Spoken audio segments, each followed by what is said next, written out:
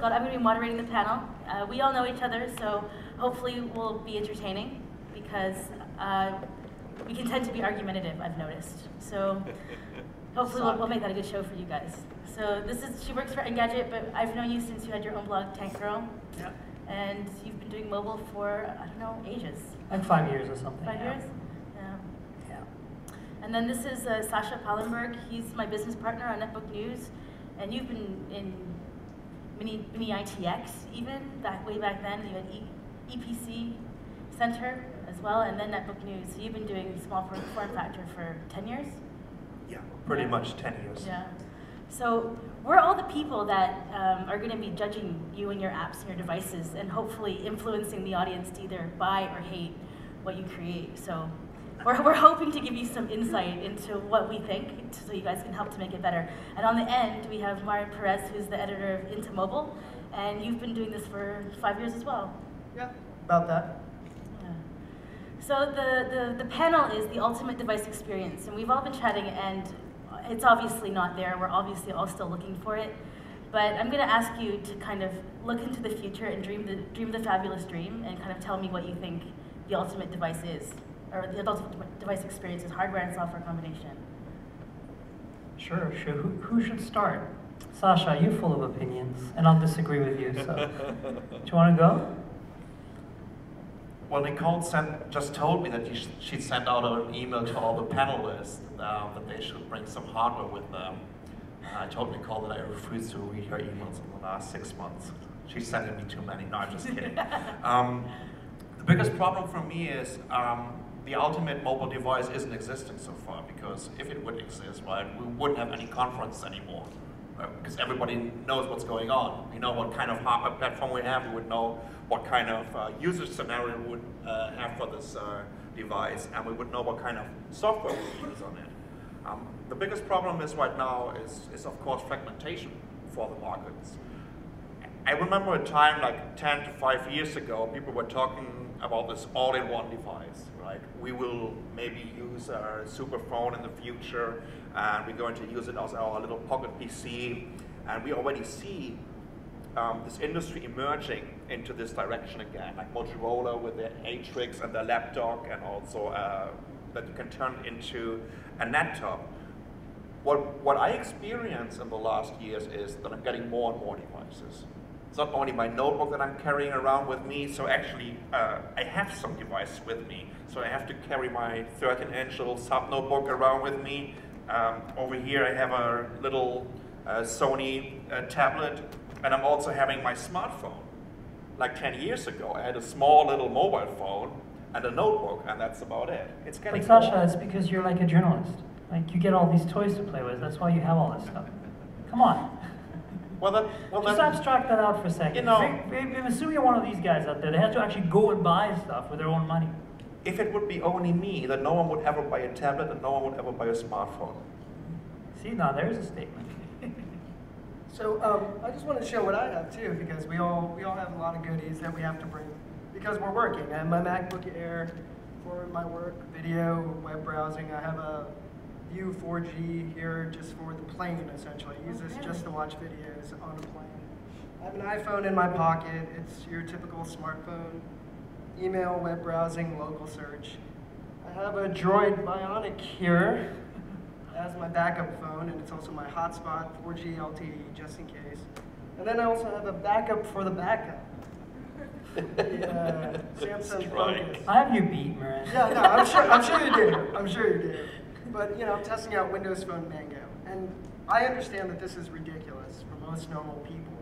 So if I wasn't here on work, I would just have a smartphone and a tablet for the plane, and I think that's okay, right? I mean, I want that larger screen size, but until you can have an expandable screen that has 4G LTE that lasts all day, I'm okay carrying 2 devices.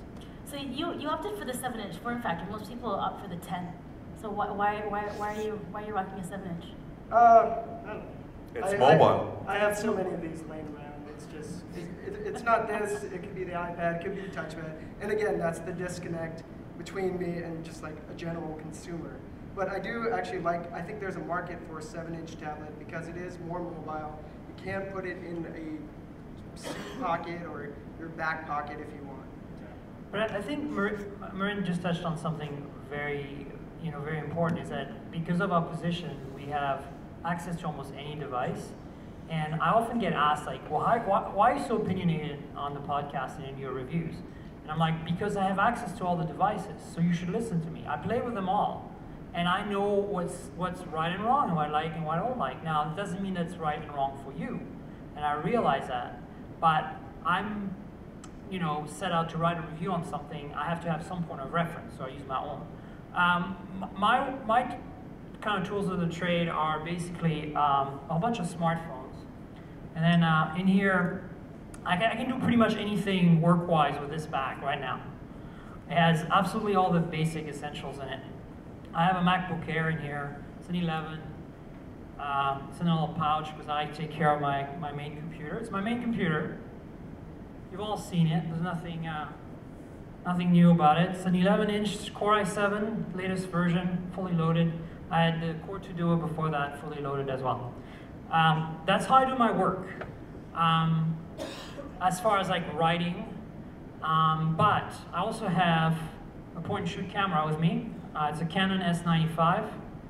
I use that mostly to take really good pictures and semi-good videos. It's not the ultimate video tool. And then, of course, I got a bunch of phones because I'm senior mobile editor at Engadget, so I do phones. So my main phone, actually, I own a few phones, but I have all the latest phones to review. So the phone that I'm currently using as my main phone is a Galaxy S2 class device from Samsung. There's a bunch of them out there now, so this is a Sprint's version, and not because, if it was my choice, it probably would be T-Mobile's version. That's just been announced recently. What I like about this one is the fact that it has a bigger screen than the original. I have the original unlocked GSM model, which I really absolutely love. But this has a slightly bigger screen and a slightly bigger battery, and for that, it makes it a little more useful to me. I can type faster on the landscape keyboard, etc. I also have 3 other phones today. I generally carry 4 at any given time. So if you want to mug me, I have 4, but I will probably kick your butt first. I have my own personal Nexus S. I have in this pocket a Sensation XE from HTC that I'm just playing with to just test out that it beats audio stuff. And I have a Mango phone, the Focus, that because we just reviewed Mango. I brought an iPhone 4, which is in my hotel room, and not only because I feel like I always need an iOS device around because there's so much going on with iOS. So now that we kind of have a good cross view of how super users exist and what kind of devices they carry around, we've obviously established that we all carry many, many devices because we're all still looking for the right one. Now, everyone in this room is a software developer, and they have the hope of maybe bridging the technology faults that we're seeing in a lot of the devices. So with any one of the form factors or any one of the devices that, dealer's choice, can you give these guys some advice on what they can create that might help bridge the divide for you to maybe carry less than 6 devices each? When we're talking about a touchscreen device, I think for a developer, my recommendation would be to focus on the form factor in between 4 and 7-inch. What's going to happen with the smartphone market in these days is that each and every new smartphone that arrives on the market is at least a 4-inch device. Next year, we're going to have quad-core devices available. So these smartphones or super phones, or give them a name, will heavily eat into the tablet market. You can be sure about this because they have the same specifications, they will be more mobile, and they will definitely sell way more than a tablet. We also don't know how the tablet market, because we are not Gartner, we can't make predictions over 5 years, which is, in my opinion, absolutely ridiculous. It's the most dynamic market we've ever had. We're talking about this mobile revolution for ages right now, but now it's actually happening. And now there are companies making predictions on the tablet market where we don't even know how people are going to adopt the 2nd generation of a tablet. We don't know if they're going to buy a notebook right now and not the next generation of a tablet, because the life cycles are so short right now. For a new tablet, it's 12 months. I don't know it. to buy a new $500 to $1,000 device. Well, if you're going for an Apple or a Sony. I don't know about this. But I know for sure that people want to have mobile touchscreen devices. And I know for sure that the smartphone market is exploding. And therefore, my recommendation would be whatever is in between 4 and 7 inch, you can't go wrong with it. It's going to sell like hell. So developed for 4 and 7 inch, like we're talking about software. Like not like these aren't hardware developers. Like, what about software? Software. I'm talking about software. Absolutely. Okay. And you've actually got the Sony Tablet S on you, and you were particularly impressed that he did a 45-minute review of the applications on this tablet. It was in German. It's up on YouTube. Yeah, it's kind of long. It's kind of long. Obviously. No. But if you could just give us like a quick, like 1 minute of like why the software on this tablet inspired you to do a 45-minute review, I'd be interested to hear that. Well, what Sony is doing, well, first of all, I think it's the best Android tablet available. Not in terms of build quality, because it's kind of plasticky, but this is the first device that is really showing an ecosystem on top of Android. So Sony has a huge infrastructure when it comes to video content, to music. Their PlayStation titles will be available on this tablet. They did some very, very nice tweaks with the Android Honeycomb OS. And actually this device is somehow setting the benchmark for Samsung. It might not set the benchmark for Amazon, because everything that we saw today with the Kindle Fire is somehow just, it's a completely different device. It will play in its own league. It will be very, very successful. But this also comes with an infrared control, remote control, so you can control all your devices in your living room. This would be a device that I would put on the table in my living room to control all my multimedia consumption. That's why I really like this device. I think it's a good price point. Might not be for any user, but this is setting really a benchmark in terms of what you can do with the Honeycomb ecosystem. And what about you guys? Whoever wants to go. Advice for software developers: make my life easier. Like, I don't care what device I'm using, just that's what I use technology for. So whether that's connecting with friends, whether that's getting email done better, whether that's sharing photos, anything, just focus on that and that user experience and helping them get things done. And even if it's playing a game, that's still entertaining me. Just, make my life easier. Yeah, I want to add, I don't have any tablets. I mean, I have some. I have a bunch of them sitting around at home, but I don't have any tablets with me. I'm not a believer of the tablet form factor. I like the 7-inch better than the 10 if I have a choice. I like the Playbook a lot, except for the fact that it's the only tablet that doesn't do email. And I know, I don't want to hear about it. It doesn't do email. I like what I've seen from the Amazon Fire today. I like the very tightly integrated vertical ecosystem. And I want to touch on that for you developers in a second, but I just want to mention that I like the Galaxy Tab Original for its size and shape and general utility. I think, I hate to say this, but I agree with Sasha. No. I agree with the fact that I think the larger screen smartphones are going to be the way to go. I think I used to think 4 was it. I didn't want anything bigger than that. And I've completely had to throw that out the window in the last few months, when now we finally have some 4.3 and 4.5 inch devices that have such small screen bezels, such lightweight, such thinness, that it doesn't really matter that they're this big anymore. It's actually useful to me. And I think the Galaxy Note I'm really excited about. I think 5.3 inches is going to be amazing. I really like, I hate to give lots of Samsung love because I'm carrying a lot of their phones today, but I have to think that they've nailed it lately in hardware. I think that this Samsung Galaxy S2 HD with LTE is exactly what we need.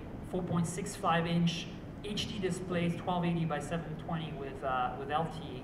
I have an LTE dongle here with me because my MacBook Air doesn't have 3G.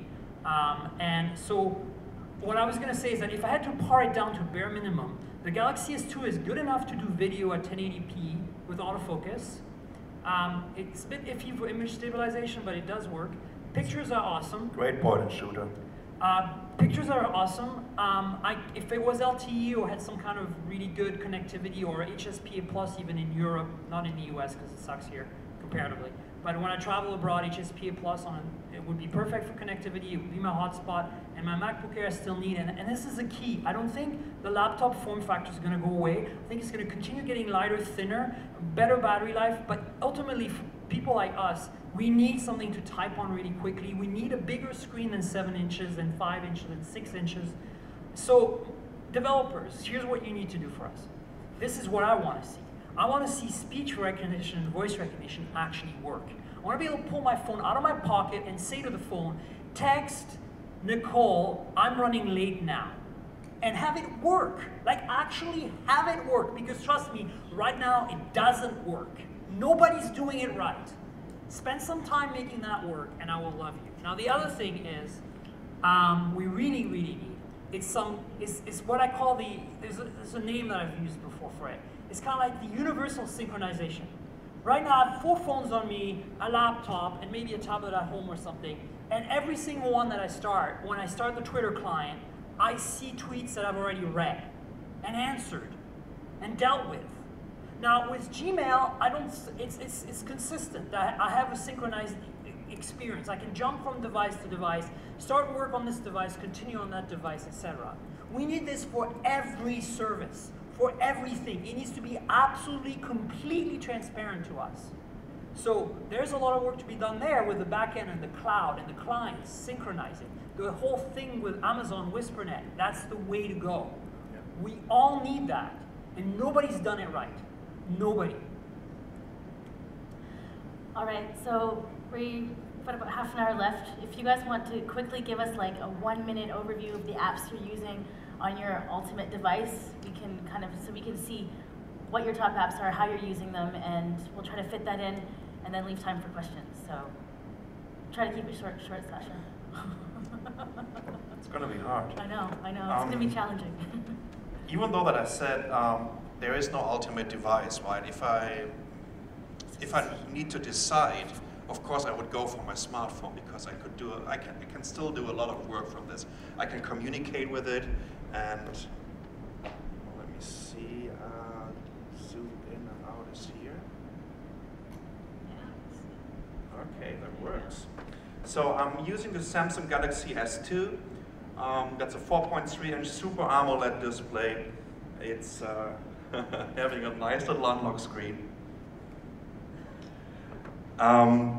So the applications that you can see over here are all the applications for me to stay on top of my schedule.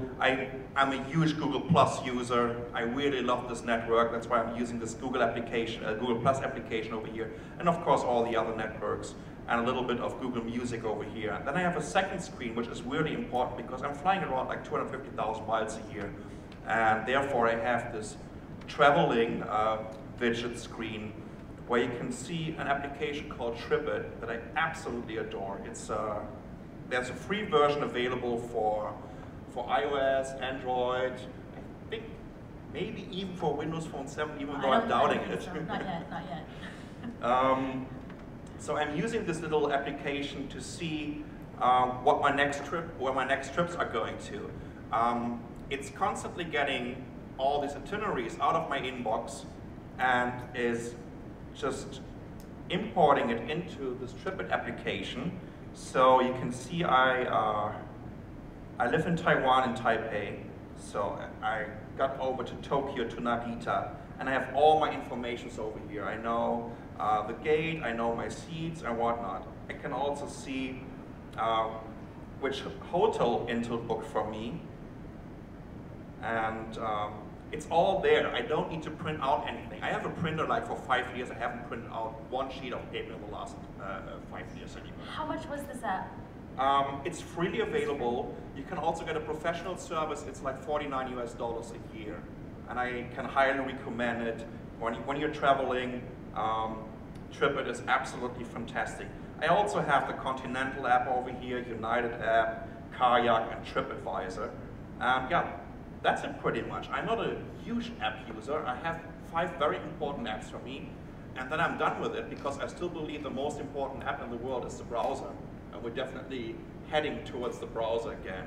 And plus, like Miriam already told you, it became an app, a backup device. this little 8-megapixel camera over here is actually the best point and shoot I've ever had in my life. With the image stabilizer, if I'm running out of battery on my camera, I can do great 1080p videos. You can actually upload them on YouTube and you can watch them on a large 1080p screen.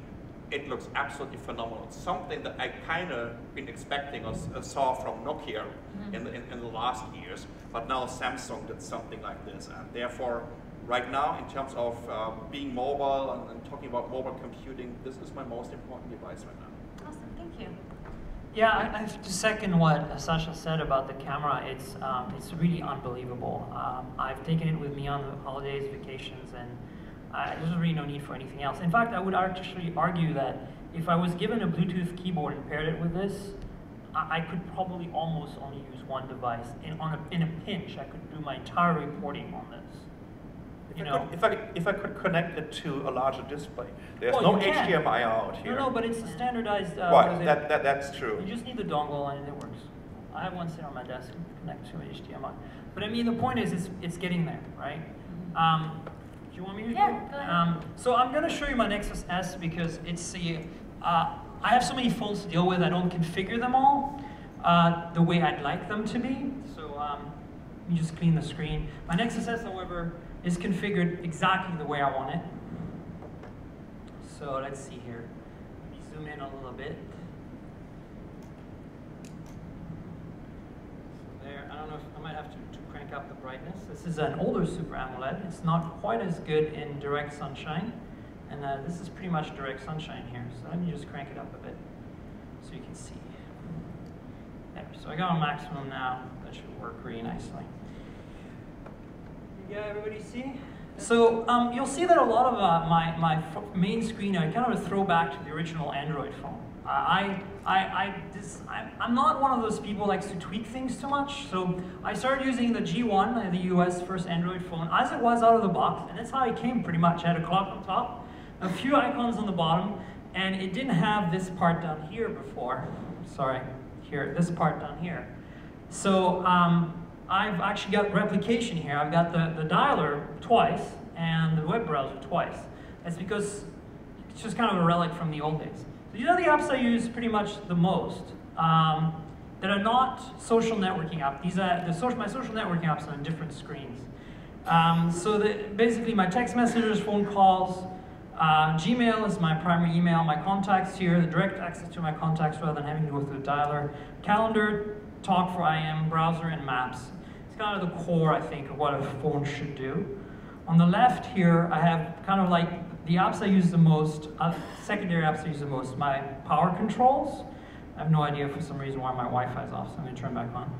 That's generally how I run it, without Bluetooth on, but with GPS and Wi-Fi on. And 4G if it's a separate 4G radio like LTE. I have quick video for some quick video sharing. I have a camera icon if it doesn't have a dedicated camera key to start the camera app, which this phone doesn't have. And of course, I have a Twitter client. In this case, I use Twitter, which I really like a lot. If you go to the other direction, so I've got two directions I can go to. And so the other direction is kind of like, it started out as kind of my media area, so I've got the gallery in there, but then it evolved into like, I thought the search bar would be good to have there. Shortcut to calling my sweetie, and Google Voice, because I use it a lot. Further down, so if you see this media concept keeps moving, so if you go further this way, you get the app market, and for some reason, the weather, but it's not loaded. And so you see it's very bare bones. You don't see Facebook on here, you don't see Google+. If you go further on this one, I have an online internet radio streamer, which I really like. I like internet radio a lot. And of course, whatever music I was listening to last on this control up there, which is local music. But of course, it's a Google Music client, so technically it's capable of playing cloud music as well. And that's pretty much my setup. Now, I'm kind of old school, so oftentimes I have a lot more apps installed, and I just go directly to the app tray and go to them. They're just there. I mean, if I really need to, I can just quickly go to Google+. It's like right here, right? And Facebook is in there too. And that's kind of how it's organized for me. I don't use Facebook and Google+ as much as I use Twitter, which is why they're not on the front screen. So, you know, everybody's got a different way, but after I've had a phone for a while, they all end up looking like this. So if you go through my shelf, I got about 30 phones floating around my office. They're all categorized by carrier and by model, so I can get to them quickly. And half of them are configured like this, and the other half are kind of the way they shipped, because I haven't done anything with them other than install some apps. Cool. Awesome. Yeah, it's true. I think we all don't use that many apps. We all kind of have, well, I'm generalizing, but I myself, I'm kind of the same. What about you? Yeah, that's one of those things. I do try out a lot of apps every day, but the secret is, like, I'm pretty mainstream with the apps that I use a lot. So this is my home screen, and the ones I use the most: Maps, Mail, Google Voice, Facebook, Yelp, Tweetbot, great Twitter client for iPhone. But there's a Spotify, Stitcher too, it's a great podcast app, and some work stuff for, you know, Chartbeat and collaborating with my coworkers. But like I said before, I use things to make my life easier, and a lot of these fall into that category. I do have to try a lot of apps, and I like a lot of these small ones, but the problem with them is it's the problem with any app. You need a strong audience for a lot of these to be very useful. So something like Floop. I don't know where it is. It's kind of a real-time opinion aggregator about topics or conversations. And what I like is you can ask a question, and then you can get real-time feedback on it. And if you're watching like a game, you can ask about how it's going. Where's this go?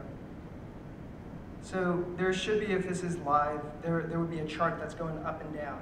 And so it's interesting to me, this real-time social collaboration. And the problem with a lot of apps is you need a massive user base to get that. So how do you get that?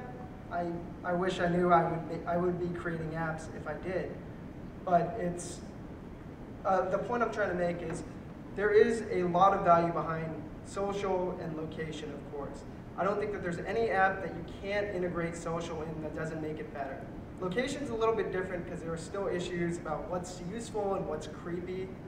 But there are little things like Stamped. My local coffee shop, I'm in San Francisco, so it's kind of hip, but it's a rewards program. You know, it's the punch card, but it's on the app. I use it there because this is the place that is located across the street from me that I go to every other day. Which one is it, man? It's not on here. It's Oasis Cafe. Oh yeah. It's fine. It's across the street from me, so that's why I go there mainly.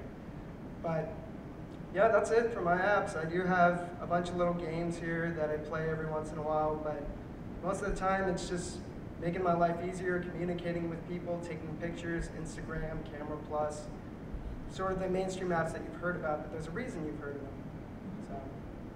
So I like that location came up in your kind of apps. Yeah, totally have seen. Now, looking at like where hardware's going in the future, obviously everyone should develop for location. Intel just announced that they launched their location service with AppUp. Now, what about NFC? Like that's going to be coming out. Should these guys bother? You know, I'm the only one here with an NFC phone. That's true, right? Actually, I just want to add a little bit to, you know, I was just basically showing you what I have on my phone. It's not very interesting, but you'll notice there's no games, for one thing. I'm not saying that I don't like games. I worked in video games as a developer for 15 years. That's not the issue. It's just that I don't really use my phone to play games. And maybe a bit of Angry Birds here and there, because, well, you know, it's so much fun when you're waiting in line, right? But the thing is, it's like, you notice that I didn't have any apps that aggregated social networks or anything.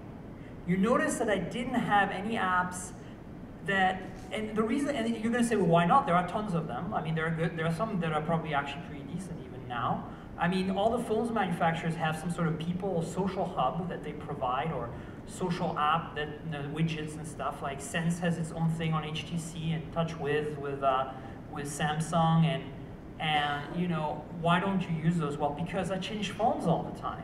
I review them. I want a consistent experience from phone to phone. So I use Facebook's official app. I don't use Twitter's official app because I just don't like it on Android. So I use Twitter, and I've been using Twitter for years, and I probably won't change unless they do something really stupid. And And if it goes away, I'll be very sad. I do use the official Twitter app on iOS, and so basically, there's no compelling solution yet for me. App I can install across all my devices that keeps me on top of my social networks in a way that works for me. So maybe this is an opportunity for you guys to make it happen. And if you can extend that to the desktop as well, that would be even better. But getting back to what we talked about earlier, if you didn't switch phones so often, if you're an average consumer, one phone for 18 months or 2 years, would you use that baked-in social networking aggregator? Well, I can't speak for other people, but I probably wouldn't, because I just refuse to adopt things that are not standards. What I mean is, like, Twitter becomes important and useful to me, I start using it.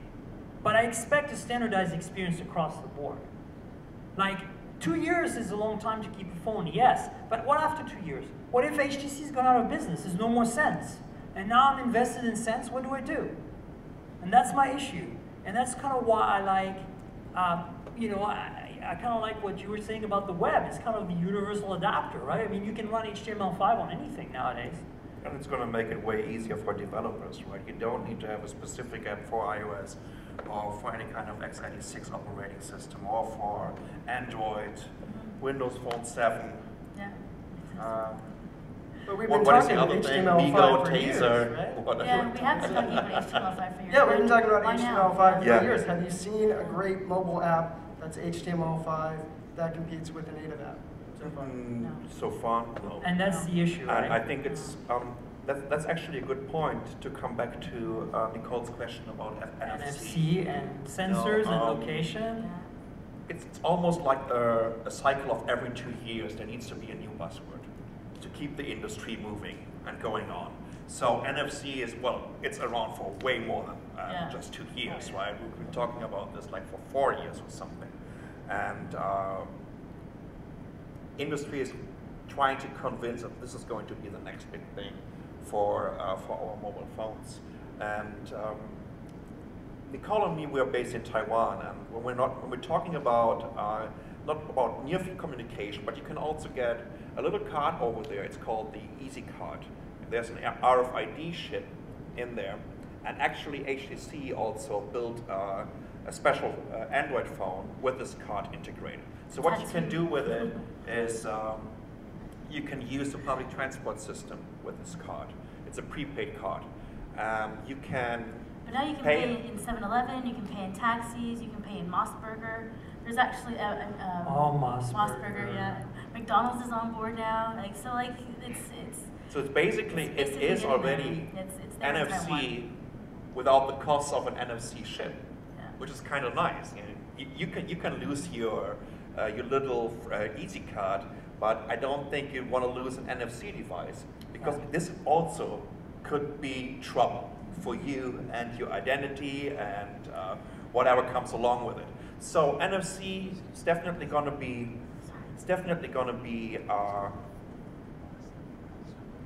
a standard in the future, because all the manufacturers are going to push it. So as a developer, you need to look into it, and you need to make sure that you know what's going on in this NFC market. Right now, I mean, where are the usage scenarios? So far, we have this, okay, Google Wallet that started over here, right? Yeah, but it's only on one phone. It's not even on my Nexus S, because I'm the generic unlocked version.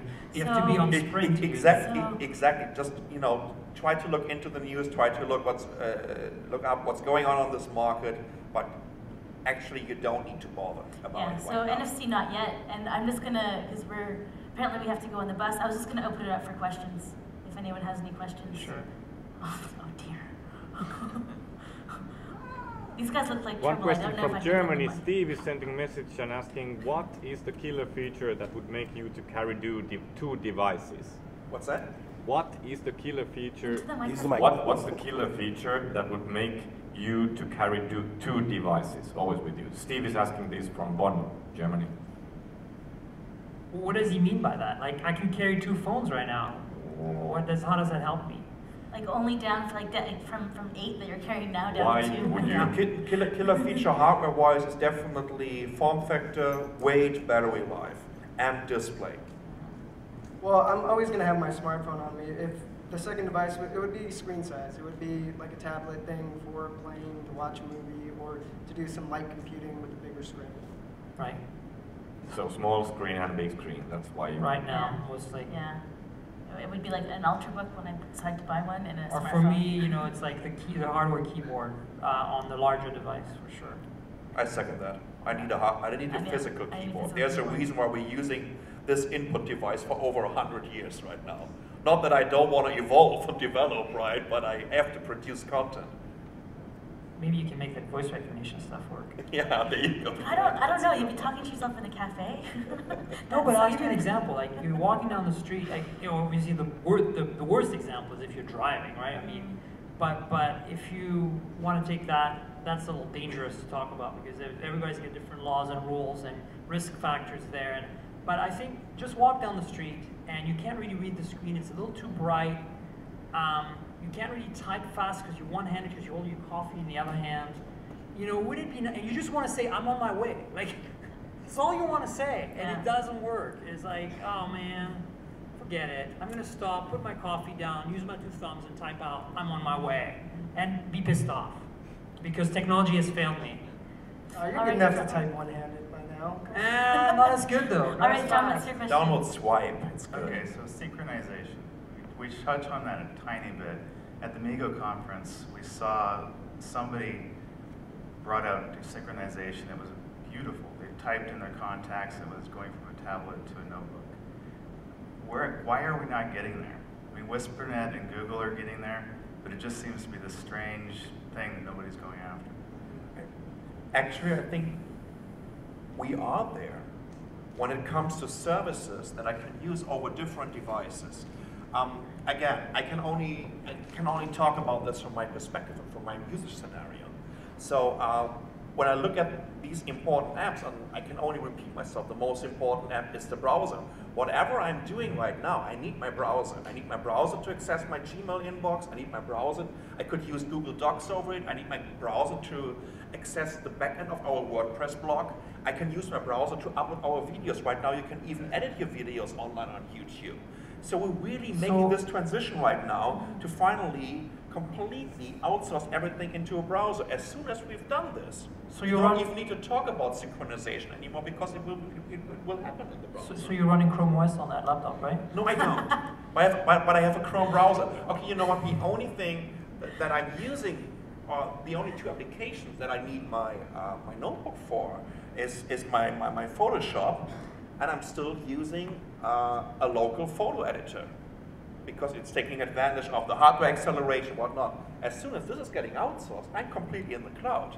And then at this moment, you know, you don't have this problem with synchronization anymore. So there's another software opportunity for you guys. I use Photoshop or something like it, and iMovie or something like it, and that's the only 2 offline things I need for work right now.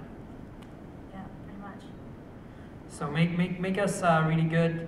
I mean, would it be awesome? I think this is kind of, we were talking about the future. Mm-hmm. I think the key for me is, the ideal device of the future for me has some local storage to cache things, so it can be retrieved really quickly, super fast connectivity, so that like I can upload my videos, like right now with an LT dongle, I can get, with 5 bars of signal, I can get 900 kilobytes per second.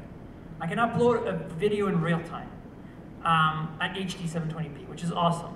And so if I can upload, if I were to be able to upload from my phone directly to some kind of cloud server that runs like 16 core i7 and can do my video editing in 5 seconds with a web interface, and then render it directly to whatever you know, server it is that's going to be hosting it for my readership to look at, then I'm done, right? I don't really need local video editing anymore. All right. Well, thanks so much, guys. I think we've got to go on the bus to the surprise party for the We have 5 minutes left. Yeah. Well, no, they told me we didn't have 5 minutes left. Yeah. It's up to you guys. It's the buses are 4:30, so it's whatever you want to do. All right. There's going to be a few buses. Okay. Well, if anyone else has any more questions, we don't mind. Let's take one more. Yeah. Anyone else? Anyone else? Okay, here's one more thing that I would like to point out without getting asked a question about this. Oh, wait, he's got a question. Okay, sorry. Oh, sorry, I thought you had a question. Yeah, I have a question. Yeah. Oh, there you go. Sorry. So yeah, most of us in this room are probably techies, right? Geeks, right? We can handle all this stuff, right? But the average user doesn't get all this stuff, right? And they're already buckling over, right? The amount of innovation that we keep on throwing at them, right? And so we're not really addressing the average user, right? I mean, the demographics, it's okay if you're trying to handle the teeny botters, right, who are running 100 miles down the road ahead of us, right, can manage that. But the majority of the housewives, the average user, they don't have time, right, to manage all these devices, the flow of data, right? Even corporate IT guys can't manage our connectivity. We have a huge problem, right? I contend, right, going forward, and the solution needs to be better connected solutions, right? Data in the cloud. I don't know if you agree with it.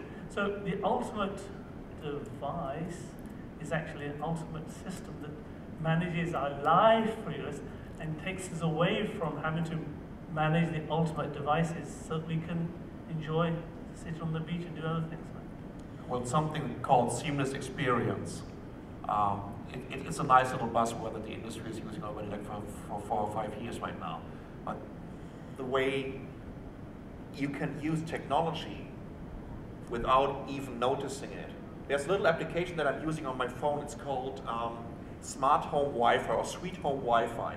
So whenever I'm taking a picture, whenever I'm taking a video with my phone, and I'm getting back home, and it's automatically connecting into my Wi-Fi network, it's copying all my pictures and all my videos onto my NAS drive without me even doing anything. And I guess that's what a lot of users would love to. But you're a geek, you set that up. Most ISP providers give you a modem, right, which you can't hack into, right? You're trying to set the port settings on it, okay? So, yeah, I agree with you. That's a very important. I think we're seeing a lot of traction, or we're seeing a lot of movement in that, where for my mom, that the iPhone is kind of that device for her. You're right. And you have iCloud coming iTunes, out, iTunes, yeah. Apple got it. Windows as well, Windows Mango and Live ID. We're getting there. It's that's up to you guys too, as software developers, to make it easier to take the complexity without taking the power away. And users are getting more and more tech savvy. I tell you that. Take a look at the user scenarios, what they're doing with their smartphones right now. We're still talking about this SMS thing, how big it is. Now guess what, making calls. What they're doing with their smartphone is accessing apps and accessing the web over a browser. So they know how to deal with it, they know how to navigate through the web, and I think that the consumers are way more tech savvy than we think. And if they are not, they still have the search engine to figure things out. That's what I did when I got my very first computer some 30 years ago.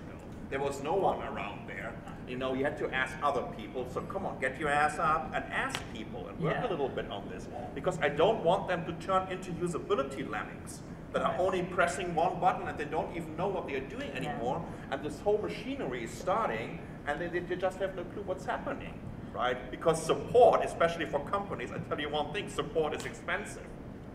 So it's not only about building great applications and great hardware, it's also a little bit a matter of the users, that they are not completely relying on all the developers, on all the companies, on all the great web services, that they know what they are doing. I mean, I agree with you that people are getting more tech savvy and that we have, you know, we have need to educate ourselves. Everybody does, but I think you can't count on that. And I think that vertically integrated solutions right now are the way to go for that. Like, I think Apple's nailing it. I think Amazon's nailing it. I think Windows Phone is a very interesting take on the scenarios of use of a mobile device versus the app-centric view that Android and iOS have. But it's not working for me. And I'm not sure if it's not working for me because I'm old-fashioned, or if it's not working for me because they haven't found the sweet spot of the scenarios that really work for me. Yeah, I wish we'd had time to talk about what happened today with Amazon, but yeah. I guess that's what the party's for. Yeah, feel free to come and chat with us Yeah. at the event tonight. Yeah. Thanks. Okay. Yeah, Thanks. thank you. Thank you guys.